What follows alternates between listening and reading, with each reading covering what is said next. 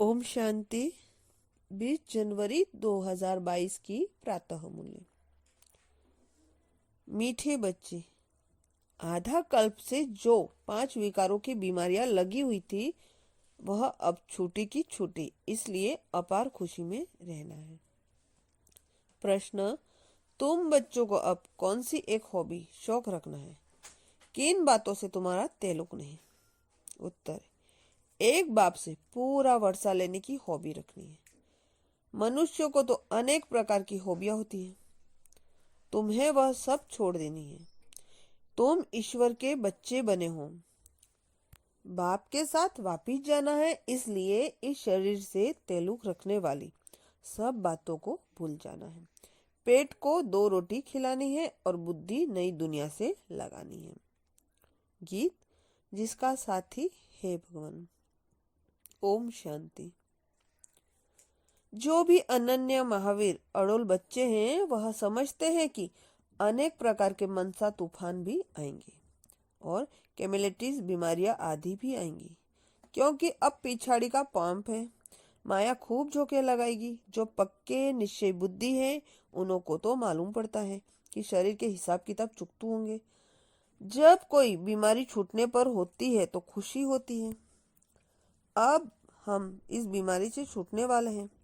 तुम जानते हो बाकी थोड़े रोज है। यह 5 विकारों की बीमारी आधा कल्प की लगी हुई है, जिससे मनुष्य अजामिल जैसे पाप आत्मा बन जाते हैं।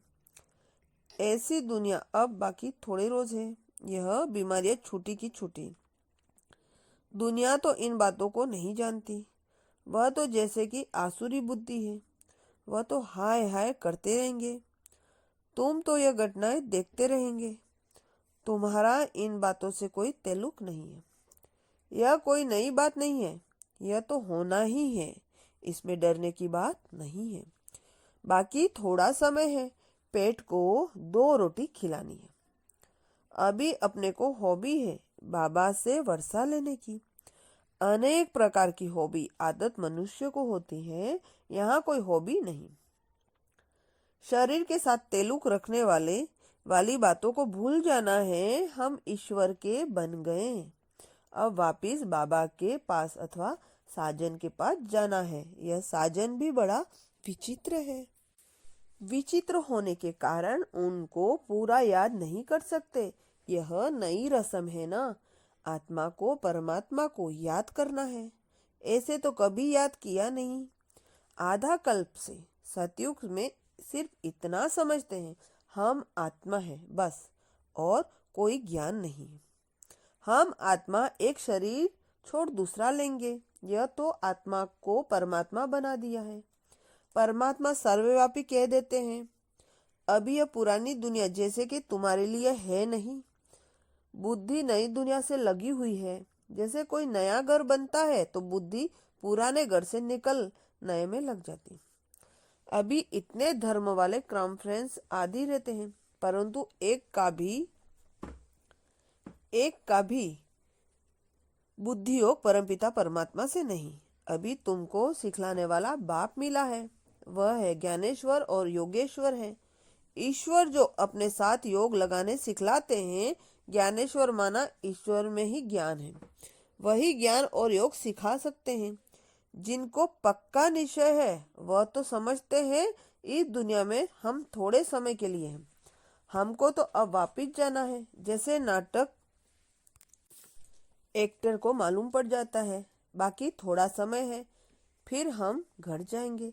घड़ी को देखते रहेंगे।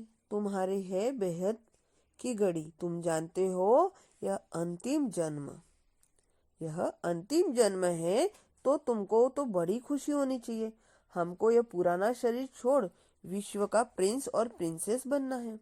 हमारे मम्मा बाबा भी जाकर प्रिंस प्रिंसेस बनेंगे। बच्चों को भी अच्छी दौड़ी लगानी है। विजय माला में नजदीक नंबर 1 आना चाहिए। बाबा से कोई पूछे तो बाबा बतला सकते हैं। तुम्हारी चलन ऐसी है जिससे दिखाई पड़ता है कि बरोबर विजय माला के नजदीक आ जाएंगे। खुद को भी मालूम पड़ जाता है हम कहाँ तक पास होंगे।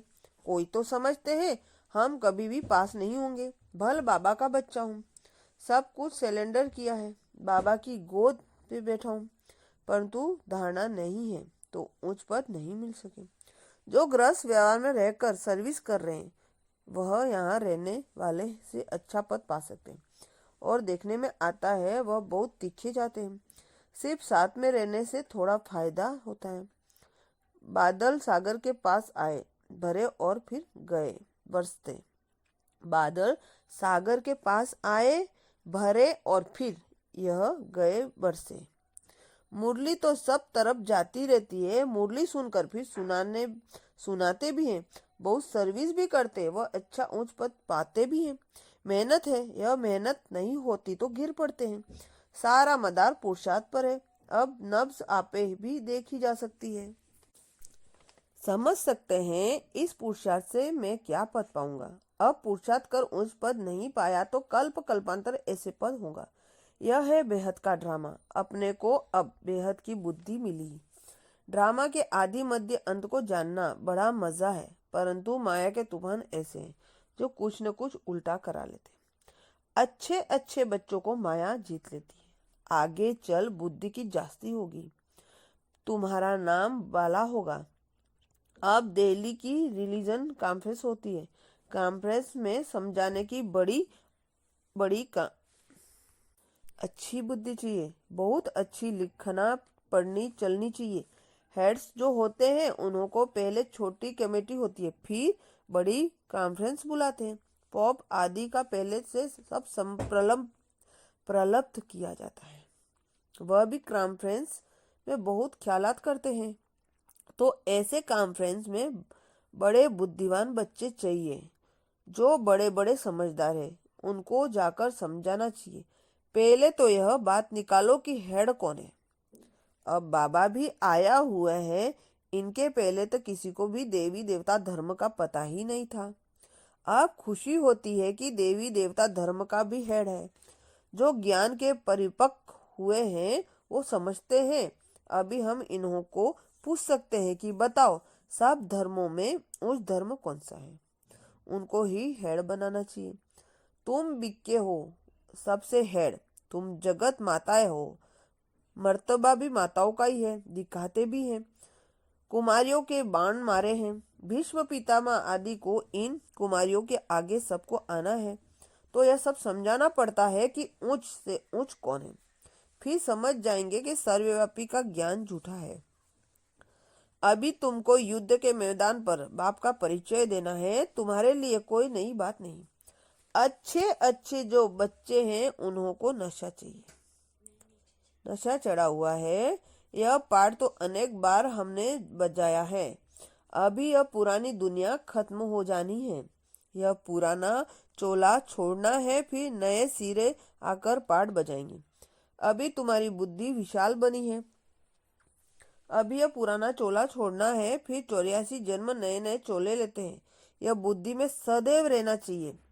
हर एक पाठधारी को अपने अपने पाठ का पता होना चाहिए। 84 जन्म ले पाठ बजाया, अब खेल पूरा होता है। यह चोला भी पूरा होता है। सृष्टि के तमो प्रधान है। अब हमारी राजधानी स्थापन हो जाएगी, फिर विनाश शुरू हो जाएगा। हम जाकर विश्व के मालिक बनेंगे। दूसरे जन्म में यहाँ जो पढ़ते हैं तो उससे इस जन्म में ही मिलता है। तुमको वह फिर याद आएगा। हम जाकर देवी देवता जन्म लेंगे, फिर क्षत्रिय जन्म लेंगे। यह बुद्धि में टपकना चाहिए, तब खुशी का पारा चढ़े रहेगा। जो अच्छे पुरुषार्थी होंगे उनकी बुद्धि में ऐसी ऐसी बातें चलती रहेगी। बाबा ने समझाया है कर्म तो करना ही है, फिर अपने याद के चार्ट को बढ़ाना है। रात का टाइम अच्छा है, इसमें कोई थकावट नहीं होती। सारा समय उस अवस्था में नहीं रह सकते, फिर तूफान आते हैं तो थका भी देते हैं। न चाहते भी तूफान आ जाते हैं, वह थकावट करेंगे। बाकी बाप को याद करते रहेंगे, टॉपिक आदि निकलते रहेंगे तो उसमें माथा और भी भरपूर हो जाएगा। यह बाबा का अनुभव है। तूफान तो बहुत आएंगे, जितना रुस्तम बनेंगे उतना माया जास्ती पछताएगी। यह एक लॉ है। बाप कहते हैं माया बड़ी बलवान है, क्योंकि उनका राज्य अभी जाना है तो खूब तूफान मचाएगी। उनसे डरना नहीं। शरीर तो कुछ होता है, शरीर को कुछ होता है, वह भी कर्म भोग है। इसमें गुटखा नहीं खाना। पिछाड़ी का शरीर है, बाकी थोड़ा समय है, ऐसे करते खुशी में रहते हैं। ड्रामा में इस समय तुम सबसे जास्ती मर्तबे वाले हो, क्योंकि परमपिता परमात्मा की गोद ली है। तुम्हारे में जो भी अच्छे पुरुषार्थी हैं, उनको जैसा सौभाग्यशाली कोई नहीं। यह ईश्वरीय सुख बहुत ऊंच है। तुम समझा सकते हो, भारत ही स्वर्ग था। अविनाशी खंड है और कोई धर्म नहीं था। वह तो बाद में आए। सूर्यवंशी राजधानी पास हुई तो फिर चंद्रवंशी हुए। उनकी हिस्ट्री ज्योग्राफी का किसी को पता नहीं। अभी तुम्हें पता पड़ा है, वहां थोड़े कोई भी जानते हैं कि सतयुग के बाद त्रेता होता है। दो कला कम होने से वह सुख कम हो जाता है। यह ज्ञान सतयुग में हो तो अंदर की गुटखा खाते रहेंगे। दिल खाएगी क्या हम फिर उतरेंगे? राजा ही अच्छी नहीं लगेगी। यहाँ भी कोई कोई कहते हैं हम स्वर्ग के मालिक बनेंगे, फिर नीचे उतरना पड़ेगा, परंतु वहाँ फिर भी राजाई मिलने की खुशी है। अभी तुमको बाबा त्रिकालदर्शी बना रहे हैं। लक्ष्मी नारायण जो स्वर्ग के मालिक हैं, वह भी त्रिकालदर्शी नहीं है। संगम पर ही बाप आकर तीसरा नेत्र का ज्ञान दे त्रिकालदर्शी बनाते हैं। देवताओं को यह सब अलंकार क्यों देते हैं? क्योंकि वह फाइनल में है। ब्राह्मण तो गिरते और चढ़ते रहते हैं, उन्हों को अलंकार कैसे दे सकते हैं? शोभते ही नहीं। ड्रामा में कितना वंडरफुल राज है। स्वदर्शन चक्रधारी ब्राह्मण ही है। इस ज्ञान से ही तुम देवता बनते हो। इस समय तुम स्वदर्शन चक्रधारी त्रिनेत्री त्रिकालदर्शी हो। यह तुम्हारा टाइटल है। यह सब बातें समझने और समझाने की है। पहले पहले बाप का परिचय देना है। परम पिता परमात्मा से आपका क्या संबंध है? उनका नाम ही है गॉड फादर। ऐसे थोड़े कहेंगे कि गॉड फादर सर्वव्यापी है। वह तो बाप है ना। हम लिखते ही हैं कि परमपिता परमात्मा से आपका क्या संबंध है। परमपिता कहते हैं तो जरूर पिता ठहरे ना। बाप सर्वव्यापी कैसे होगा? बाप से तो वर्षा मिलना है होता है। बाप तो रचयिता है नई दुनिया का। इन लक्ष्मी नारायण को नई दुनिया का वर्षा मिला हुआ है। वहां देवताओं को तीसरे नेत्र की दरकार नहीं रहती है। तीसरा नेत्र जरूर ब्रह्मा द्वारा ही देंगे। त्रिमूर्ति का अर्थ कितना अच्छा है, समझाने की बड़ी रौनक चाहिए। तो जो अच्छे उस्ताद होगा, उनको समझाने की प्रैक्टिस होगी। दिन प्रतिदिन किसी को समझाना बहुत सहज होता है जाएगा। परमपिता परमात्मा आपको क्या लगता है? कहेंगे बाप लगता है। बाप है नई दुनिया की रचता। सतयुग में देवी देवताओं का राज्य था, जरूर उन्हों को प्रॉपर्टी मिली होगी। परमपिता परमात्मा से राजयोग सीख राजाई पाते। हम सब बिके हैं, कोई को भी समझाओ। अच्छा, तुम कहते हो प्रजापिता ब्रह्मा तो तुम्हारा पिता हुआ ना, वह शिव भी पिता है। तुम भी ब्रह्म कुमारी हो। हम दादे से वर्षा ले रहे हैं, तुम नहीं ले रहे हो। आकर समझो, पुरुषार्थ करो तो तुम्हारे को भी मिल जाएगा। प्रजापिता ब्रह्मा और जगदम्बा दो है, मुख्य वर्षा मिलता है। लक्ष्मी नारायण पद बच्चों को बहुत प्रकार से समझाते हैं। बड़ी बड़ी कॉन्फ्रेंस में तुम बच्चे जाओ, तब नाम वाला हो। तुम्हारी बात ही ज्ञान की है, तुम्हारी बात ही ज्ञान की है। दूसरे सबकी बातें भक्ति की है। ज्ञान से तुमको अथॉरिटी है कोई से भी पूछने की, परंतु समझने वाले भी कोई जड़ समझते नहीं। बखेरे होना है। बखेरे बहुत करते हैं, समझ जाएंगे तो सारी आबरू ही चट हो जाए। लिखा हुआ है कुमारिया तो भीष्म पिताओं को जीता है, यह होना है। ड्रामा में यह पार्ट है जरूर। अच्छा, मीठे मीठे सिकलदे बच्चों प्रति माता पिता बाप दादा का याद प्यार और गुड मॉर्निंग।